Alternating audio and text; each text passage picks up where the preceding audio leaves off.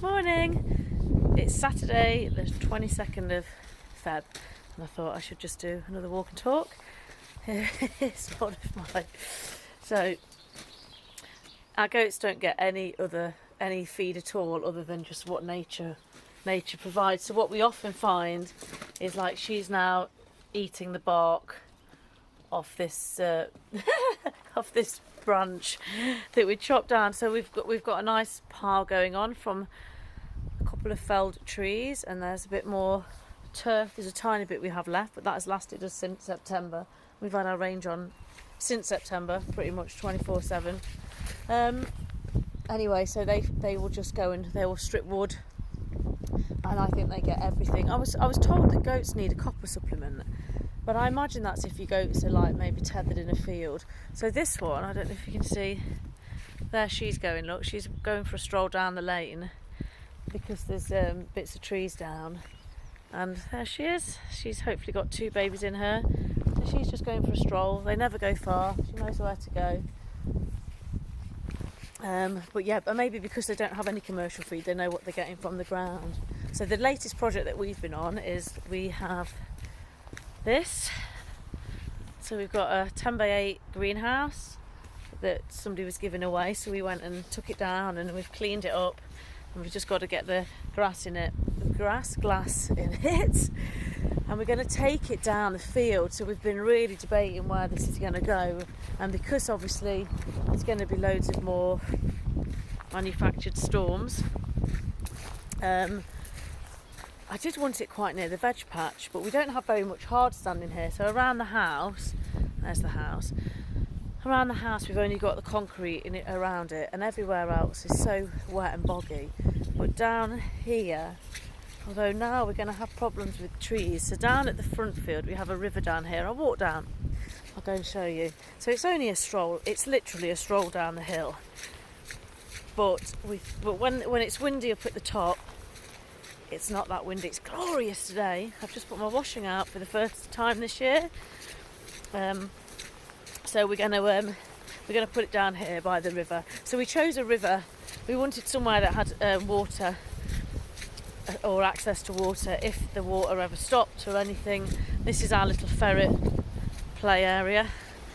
I'm trying to get them out a couple of times a day. They're having a great time. So we've got a river that runs around the bottom of the garden. The front field, and this is where we're going to put this is where the greenhouse is going to go, but the sun will be higher up in the summer anyway. But down here, even though there's a bit of a wind at the top, you can see there's a flag moving it there, but when you're down here it's not so bad. So I think it's the most sheltered part, and actually the ground is dry. So yeah, we've got a great river down here. I've had an occasional wash in the river down here after we've been up the bog. There we go. And there's our hammock. The days that you do get a bit of sunshine. And then we've also put in a bridge here because we discovered a pond. So there's a pond on the other side. So we've put in this bridge so that we can go over and go and see there should be some tadpoles there now, I hope. I might go and do that while I talk to you. So I keep thinking what am I meant to be saying, and I don't know, because I suppose it's my video of a record of what's going on.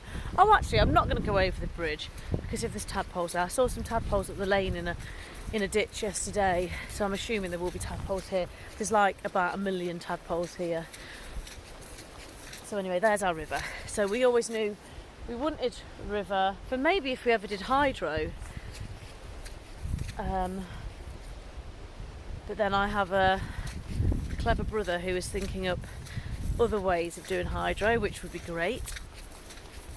So I sowed some broad beans a couple of days ago, and I've just got my little seedling tray ready to just do some onions. I'm not going to go too early, but I know broad beans like the cold, so they can get started off.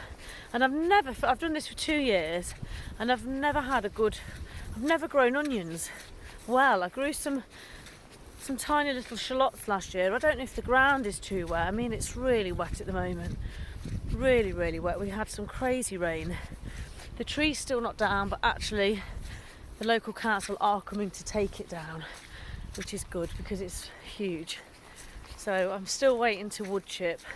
Oh, we've got some railway sleepers here. That's going to be the base for the greenhouse. We've got to get them down the bottom. And then in the garden I need to try and get a bit of compost on. And I want to do my paths, I want some chippings. But down here, when we chop some trees down, oh, they're here. Oh, it's like they knew they were going to be in my little walk and talk. So they must have jumped over the fence here. So what we did is we've just left these branches from the trees. So we've obviously put the trees, all the big stuff we've sorted out, but there's loads of ivy that grows up the trees. So we've just left this. It's been about a week and the goats have literally just eaten all of the leaves. I came and turned it over and we just thought we'd wait for them to eat the leaves. Here's Flopsy. I don't know if you can see how big Cottontail is. If I can do an overhead shot of her. Sometimes she looks absolutely gigantic. I don't know if we think she's got 2 in there. We'll just wait and see.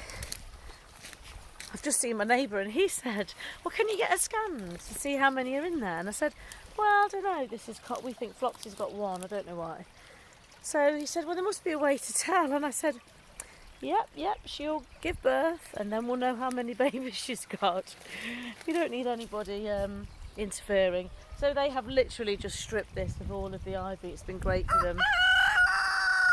And then my chickens have decided this morning, I've just come down here, look, they're basking in the sunshine. How lovely. And they make along the ditch. So they won't be having a proper dust bath here because she might be trying, they're just trying to get the vitamin D, I think. There we go. He was only born in June. These are all of these are our babies, apart from a little white one back there. So they make their own dust baths in the hedgerow where it's a bit drier up in the top field. But yeah, nice for them to get the vitamin D. Obviously all creatures do like to get the vitamin D, but obviously humans are told it's bad for them and cake yourself with sun cream.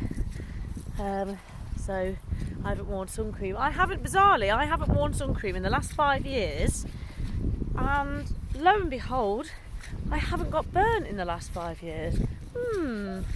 Strange that. And my little boy hasn't worn it. And obviously we're sensible. We've not taken him to I don't even know where. I've not taken him to somewhere really, really hot and just put him out from 10 o'clock in the morning until 2 o'clock and just let him burn. But he hasn't burnt. So yeah, it's great. Anyway, maybe that's enough for today. Take care everyone. Have a nice weekend.